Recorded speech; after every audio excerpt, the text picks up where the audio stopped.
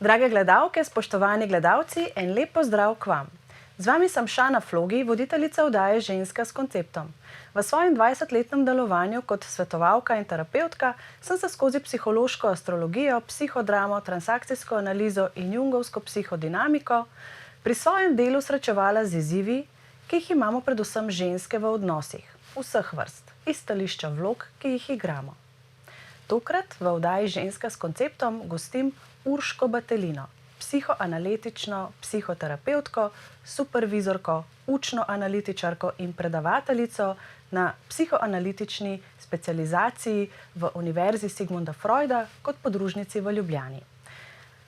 V praksi dela s posamezniki, skupinami, tudi s pari, v glavnem pa se ukvarja z obsesivno-kompulzivno motnjo, svojci osebnostnih motenj in z izgorelostjo. Tudi na Sigmund Freudovi fakulteti na Dunaju pa zaključuje doktorat iz obsesivno-kompulzivne motnje. V današnji daji pa bova govorili o nevidnem nasilju, ki je zelo pomembna tema današnje družbe. Rdeča nit najinega pogovora bodo odnosi z osebnostnimi motnjami in izgorelost. Vabljeni, da se nama pridružite v petek ob 17. v oddaji Ženska s konceptom na Ljubljana TV. Se vidimo. Dragi gledalci, spoštovane gledalke in lep pozdrav. Danes je z mano Urška Batelino. Urška, lepo pozdravljena. Pozdravljeni. Hvala, da boš moja gostja, da bova nekaj predstavili, nekaj povedali o mejnih osebnostih in pa seveda malo se bomo dotaknili tudi izgorelosti. Se pravi, to sta dve področji, kjer si ti zelo doma.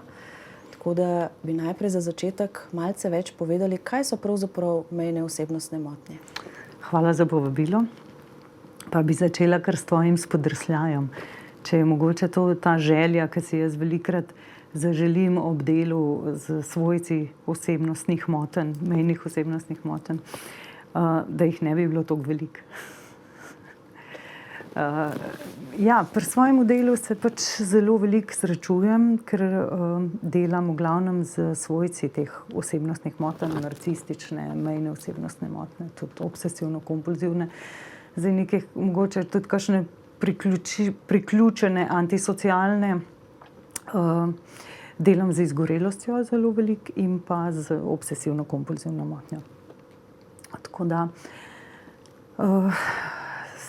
si zaželim, da bi bili te odnosi v naši družbi malo drugačni, ampak to je posledično današnjemu času, preteklemu letu, so te odnosi vedno slabši.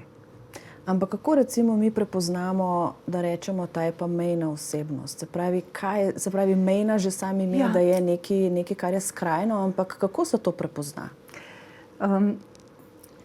Zdaj, če gledamo po teh psihiatričnih priročnikih, je lepo našteto pravzaprav, kako te osebe funkcionirajo. Na nek način, veste, fajn je pogledati to celostno zadevo, da je več ali manj delujejo zelo črno-belo. Tako se vidi. In tako, ko delam z partnerji teh oseb, so vedno tako šokirani, pa kaj me je potegnilo v ta odnos, kaj je bilo tukaj. Ja, ker je tako močno sonce, so tudi tako močne sence. In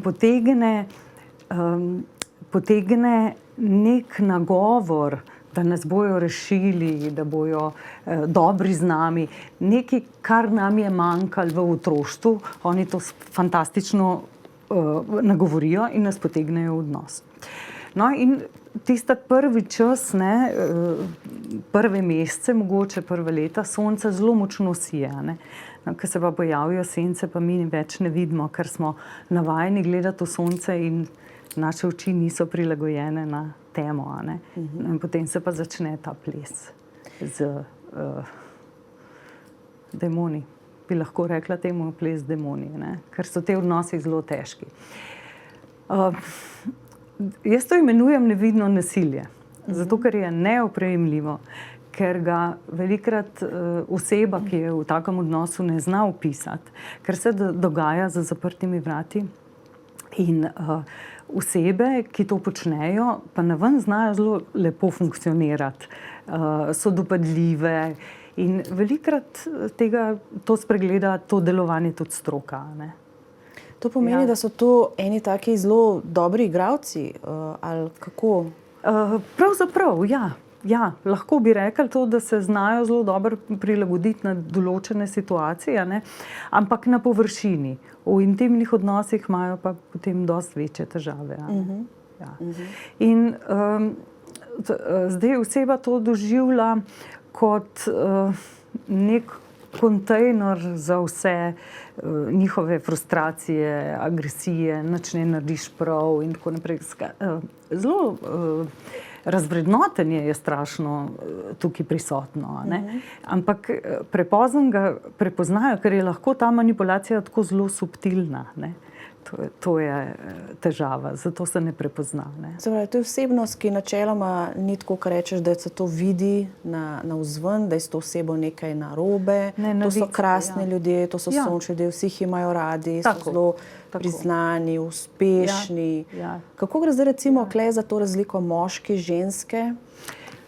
Pa pravzaprav niti ni neke strašne razlike, no. Nekako bolj statistično štejemo, da so moški bolj narcistično usmerjeni, a ne, ženske pa mogoče mejno, ampak kaj jaz vem, jaz težko to zelo ločem, no. Te poteze so nekako pri enih in drugih so nekako prepoznavne, pa prelivajo se. Ne moremo postaviti čist točne meje, ne. Čeprav nekatere zelo hitro prepoznaš narcisistično motnjo, ne. Prepoznaš jo iz simptomov nekega odnosa, ne. Kako funkcionira, kako ni konsenza, ne. Ta oseba je tista, ki ve in ti moraš slediti in tako naprej, ne. Tako da zdaj pojavljajo se v vseh mogočih oblikah. Jasno so funkcionalni, niso funkcionalni, a ne. Zdaj, glede na to, da je psihoterapija plačljiva, se srečujemo bolj s funkcionalnimi, a ne. To se pravi osebami, ki so zapletene bolj s temi funkcionalnimi odnosi in zdaj lahko to traja več let, a ne. Hvala Bogu, če hitro prepoznajo, pa da še ni otrok, a ne. Ampak so ti odnosi lahko tudi po 30 let in več, ne. Kdaj se recimo, Urška, po tvojem, recimo ne samo po tvoji oceni, ampak recimo iz tvoje prakse, ker ti recimo delaš s svojci, a ne. Kdaj recimo pride ženska ali moški k tebi na posvet in reče: sploh ne morem verjeti, kdaj se je to zgodilo, ampak potem recimo, ne, ko se pogovarjata, pa reče, pa saj to se je že kazalo ves čas, ne. Ampak kaj je tisto, kar rečeš, da potem, kaj je tisti aha moment prebojenja, ne, kar rečeš, nekaj ni okej, ne, se pravi. Večinoma se pojavijo že kakšni simptomi, a ne. Ker je pač toliko enih potlačenih občutkov, toliko ene potlačene jeze, da mora nekam iti. In kot sem rekla, da se ukvarjam z obsesivno-kompulzivno motnjo, je tudi to kot ena prilagoditvena motnja v takem odnosu, ki lahko vam butne, ne. Ali je to neko čiščenje, ali neko ponavljanje, ali neke obsesivne misli in tako naprej, ne. Tako da simptom pripelje ljudi do tega, da si poiščejo pomoč, a ne. V enem izmed intervjujev, vem, da sem brala, si zelo lepo rekla, da obsesivno-kompulzivna motnja ni v bistvu motnja z čistočo, ne, ampak v bistvu, da ni to umazanija tista, ne, ampak da gre za čist nekaj drugega, ne. Seveda. Kaj se skriva za to umazanijo? Kje ta umazanija je? Kaj je to simbolno, v metafori umazano, a ne, da je treba čistiti? Ja. To je... Mene so vedno zanimale te zgodbe ozadij, a ne. Ta nezavedna dinamika mi je fascinantna in recimo velik izziv mi je, da vedno nekako pogruntam, kaj je za simptomom. Kaj simptom pripoveduje, ne. Zato je mogoče obsesivno-kompulzivna motnja tukaj tako slikovita, ker so njeni simptomi pripovedujejo, slikoviti so, a ne, vedno nekaj povejo, ne. Ker recimo pri neki depresiji je bolj tišči, ne, ni to tako, ne. Tukaj je pa lepo opisujejo, kaj se dogaja, no. In dejansko pol te osebe pridejo z nekim simptomom, ne. Saj tako, nisem še doživela, da bi prišel nekdo v terapijo zato, da, ne vem, kaj jaz vem, da bi se zavedal, da mora nekaj preseči. Ponavadi je simptom tisti, ki pripelje do tega, da si poiščeš pomoč. In umazanija so pravzaprav naše misli? Pravzaprav so lahko odnosi.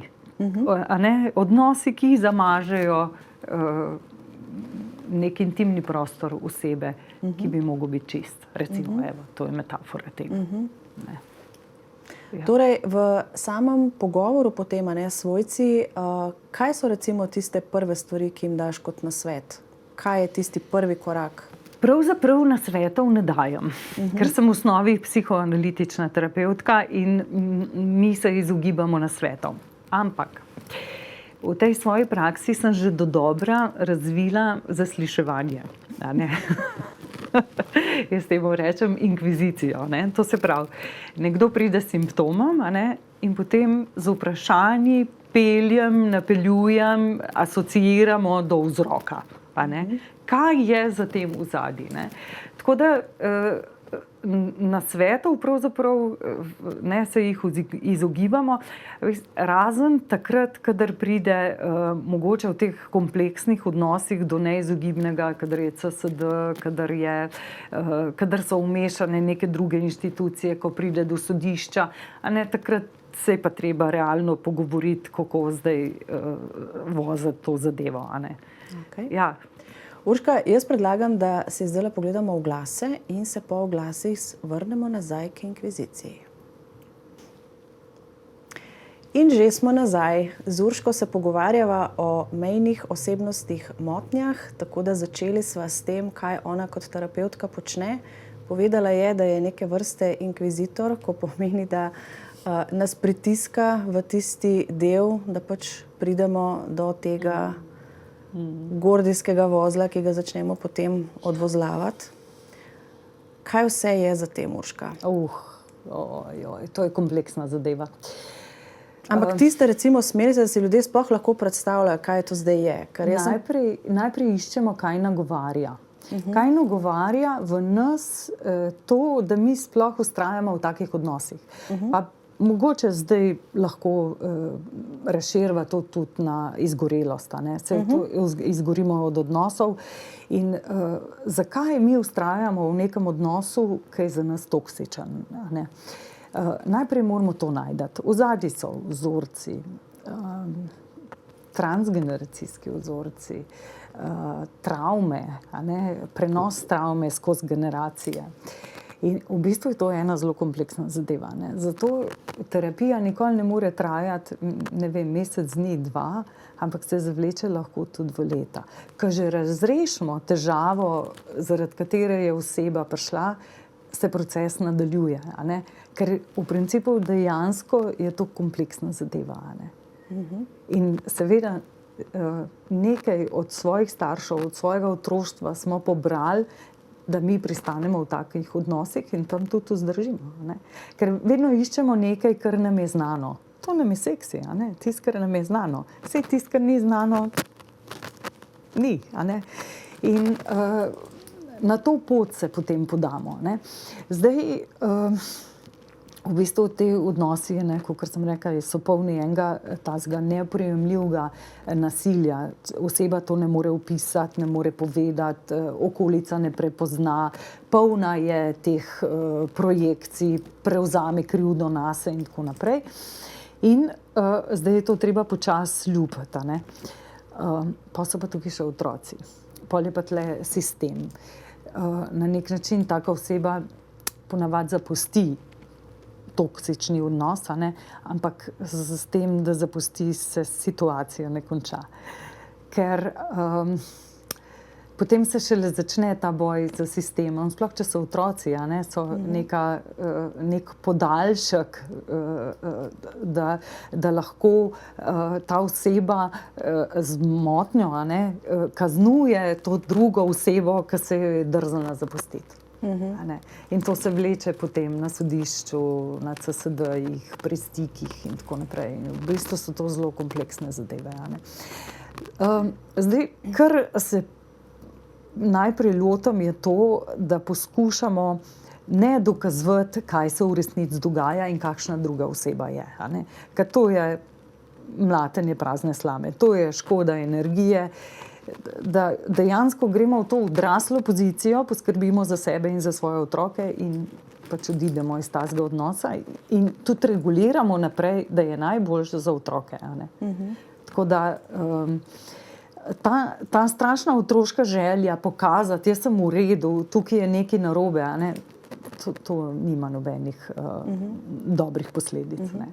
Rekla si tudi to, da so to osebnosti, ki zelo težko prepričajo zdaj tisto drugo stran. Ne? Se pravi, rekla si tudi, da terapevta preslepijo, da sistem lahko preslepijo. Sistem, ja, tako, stroka. Enostavno na koncu, jaz sem zelo velikokrat se znašla v tej poziciji, ko so rekli ljudje, da kaj z njim narobe. Ne? In na koncu drug tisti, ki pravzaprav nima motnje, ne, sedi na stolu in se sprašuje, kaj z njim narobe, ker ga ta oseba, ne, predvsem so to narcisi, ki zelo odigrajo to briljantno svojo vlogo, a ne, kot je v bistvu dejansko prisili v to, da se sam začneš na koncu spraševati, kar on reče, mene pa zdaj resno skrbi zate, kaj se s tabo dogaja. Ne? Ja, tako. To je en tak klasičen scenarij, a ne? Da se potem oseba, ki živi v takem odnosu, vpraša, kdo je zdaj tukaj nora. Ja, vedno to. In tudi znajo prepričati. A ne? In pravzaprav druga stvar, na kateri delamo, je strah. S to manipulacijo se zbudijo eni strašno arhetipski strahovi. No?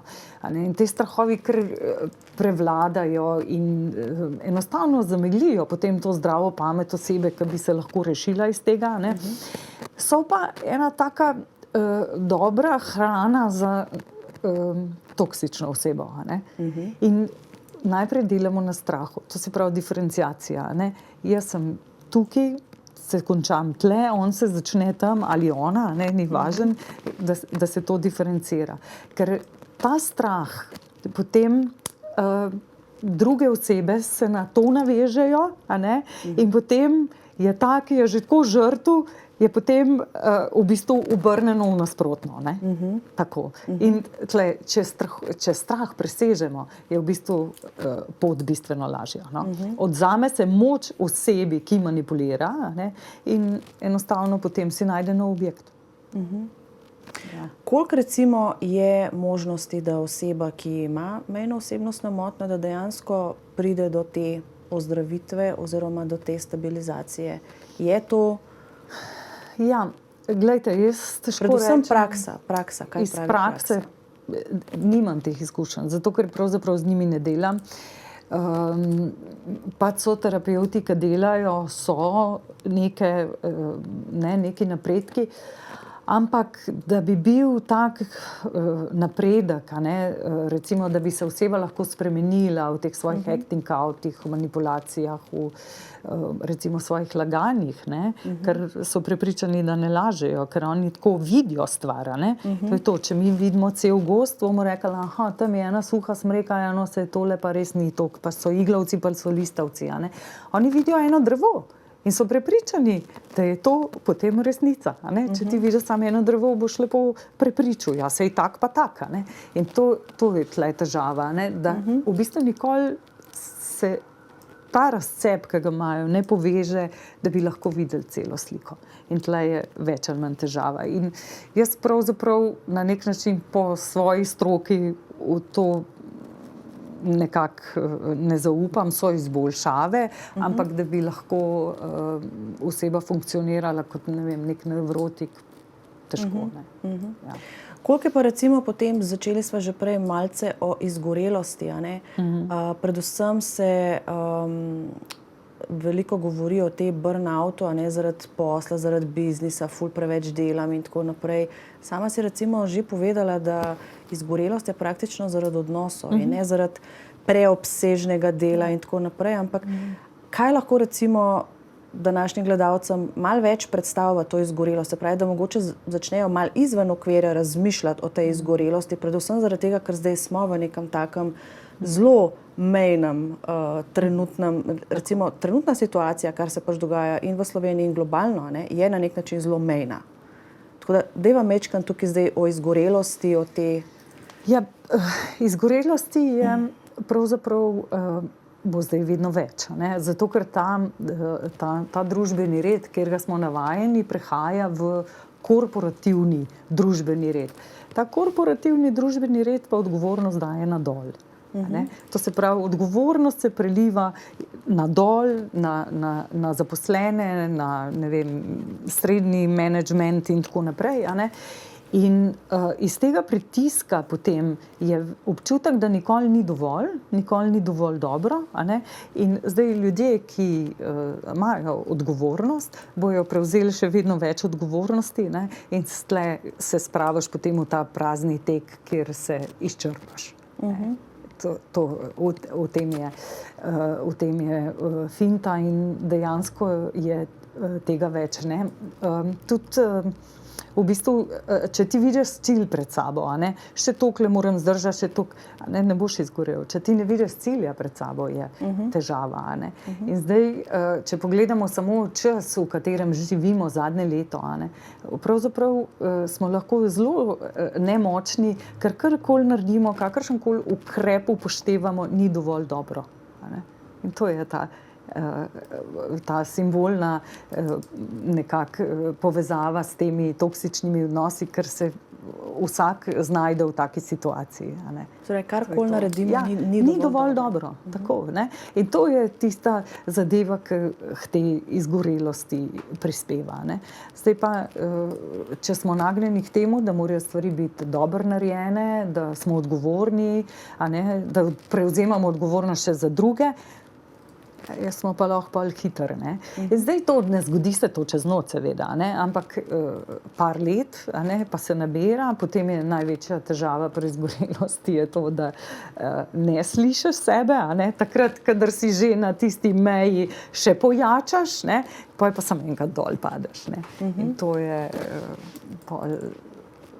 Kje je tista recimo meja ali pa če rečeva lahko tista rumena luč, ki rečeš, evo, zdaj že nekaj utripa, predno se bo rdeča pržgala v telesu oziroma v tistem predno recimo priješ do tistega, ko greš sam čez ok. Ko telo pokaže simptome, je že rdeča luč. Je že rdeča luč. Pa je pa zraven tako depresivno razpoloženje, razdražljivost, vse ti gre na živce.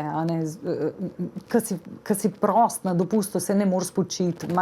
Občutek imaš izpraznjenega telefona, da si izpraznen telefon.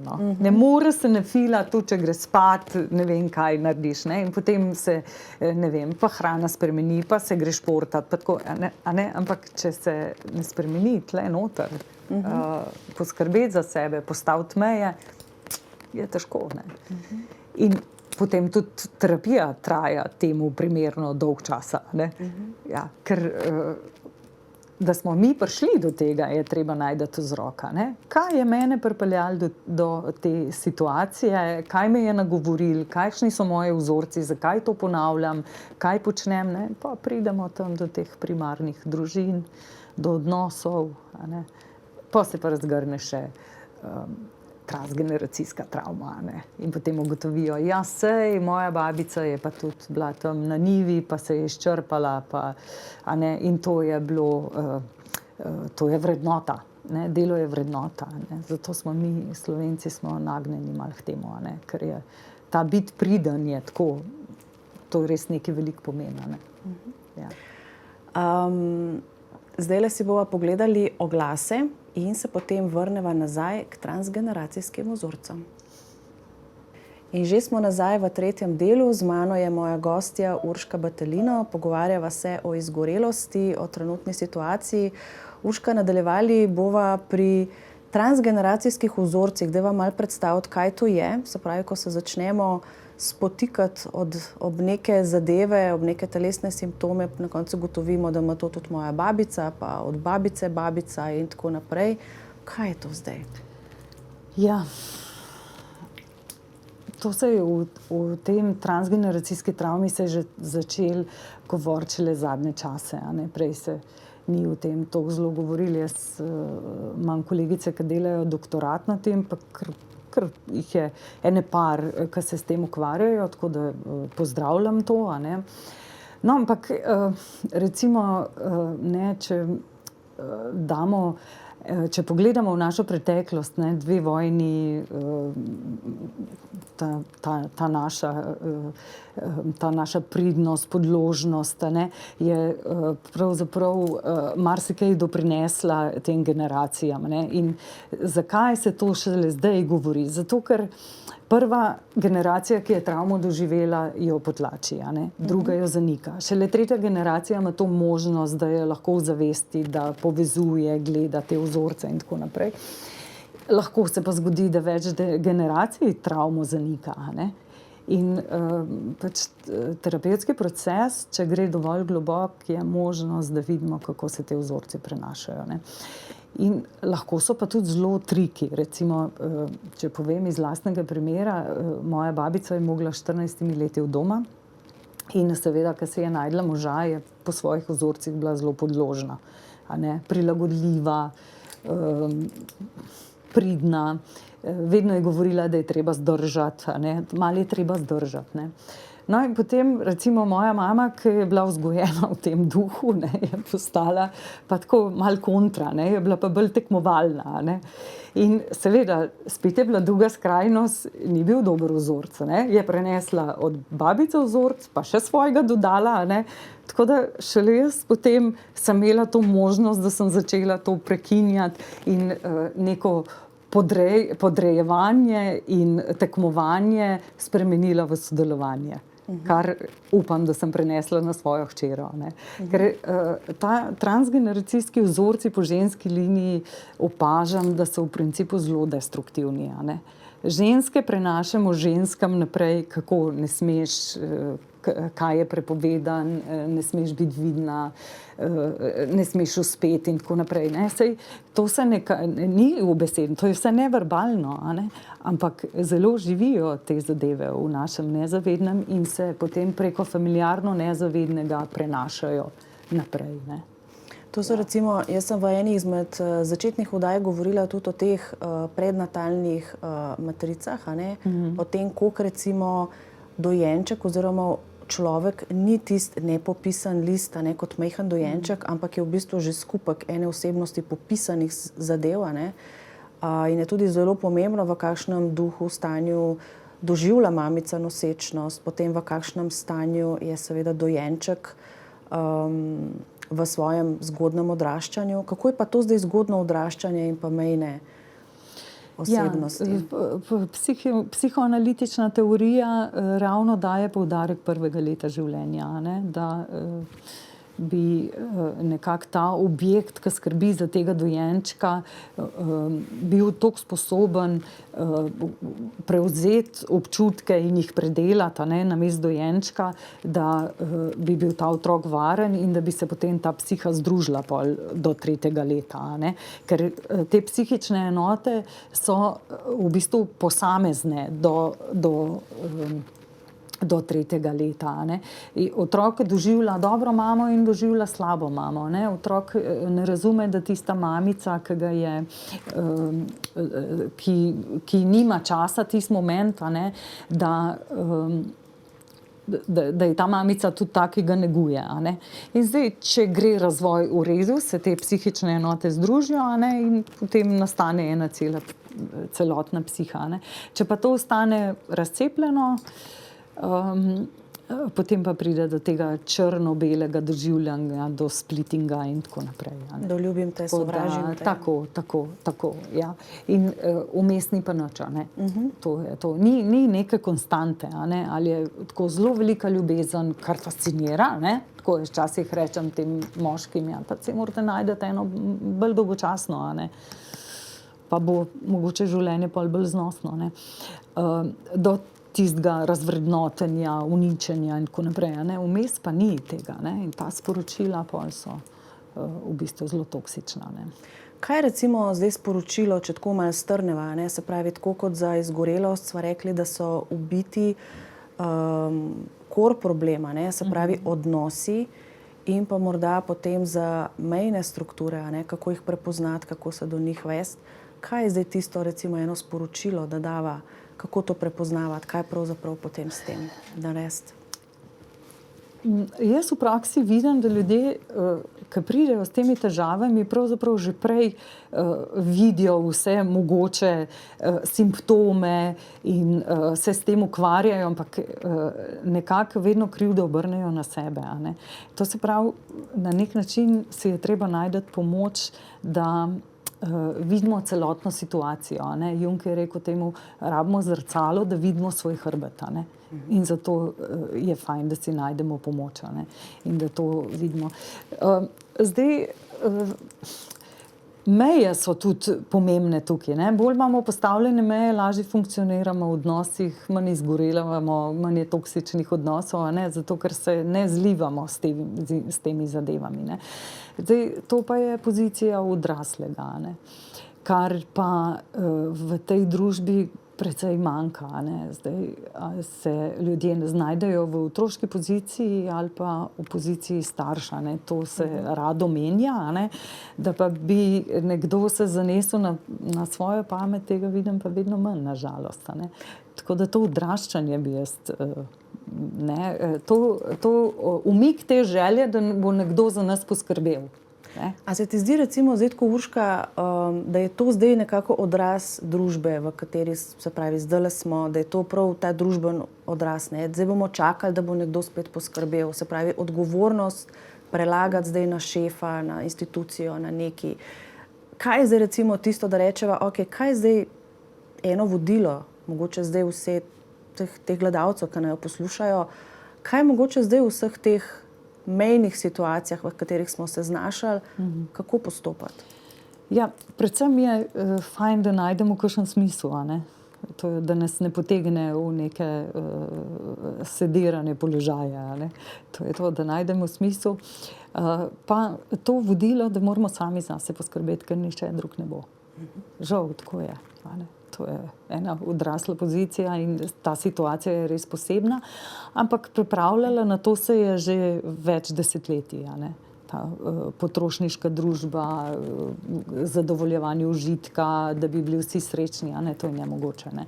Tako da pač je treba neke iluzije spustiti in prevzeti realnost tako, kot je, no.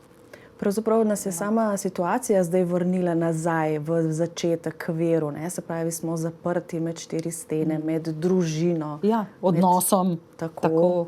Ja, odnosom, a ne. Ja. Sama situacija nas je prisilila, da opustimo zadeve, s katerimi smo mogoče prej kompenzirali, ne, te zadeve, ko so nas mučile, ne. Je kakšna taka zadeva, Urška, kar bi ti priporočila ali pa mogoče dala kot nasvet, kakšna literatura, kam se recimo obrniti, ko imaš občutek, da nekje nekdo te stalno vodi po nekem robu, da nisi čisto prepričan, da si zelo zmeden postal v odnosu? Teh literature je zdaj kar dosti pri nas, a ne, od teh čustvenih vampirjev, Pazi, s kom delaš, potem je v izgorelosti nekaj knjig napisanih. Jaz mislim, da so to ena taka dobra vodila za začetek, a ne. Pa ali pa, ko to prepoznaš, je pa res fajn, da si najdeš pomoč, a ne. Ja. Zdaj, predvsem to, ker zelo pogosto, ne, ljudje rečejo, sploh recimo moški, z mano ni nič narobe, ne. Jaz nič ne rabim, ne. Ker to ne pomeni, da zdaj s tabo nujno nekaj narobe, ne, ampak da greš po malo več informacij, kaj je zdaj to v tebi, kar tebe spravlja na te mejne obrate ali pa do teh korakov, ki jih pač delaš. No, mogoče res ni nič narobe, ne, ampak simptomi pa kažejo, da nekaj je. A ne? To je treba pogledati. Kaj pravzaprav, kako mi živimo, a ne? In dejansko, kakšni so naši odnosi, kako jih zmoremo, a ne?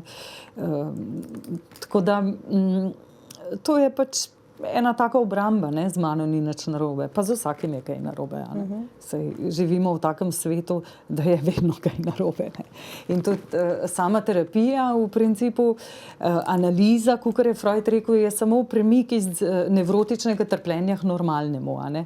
Zdaj, ne moremo biti brez težav v življenju, to ni življenje. Življenje nam vedno daje nove lekcije, da mi lahko napredujemo in se razvijamo in tako naprej, ne. Tako da v bistvu je nekako treba sprejeti, da je treba stopiti na to pot, no, a ne, če hočemo kaj narediti v tej smeri, ne.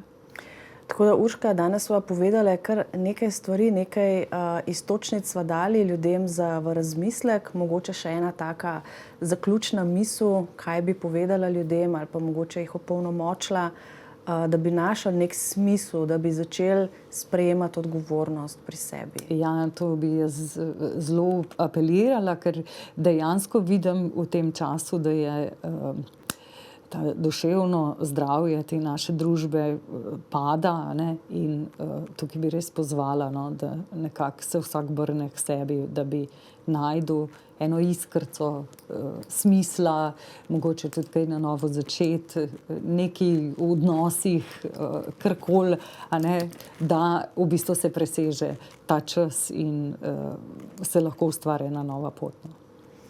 Urška, jaz se ti iz srca najlepše zahvaljujem, da si bila moja gostja.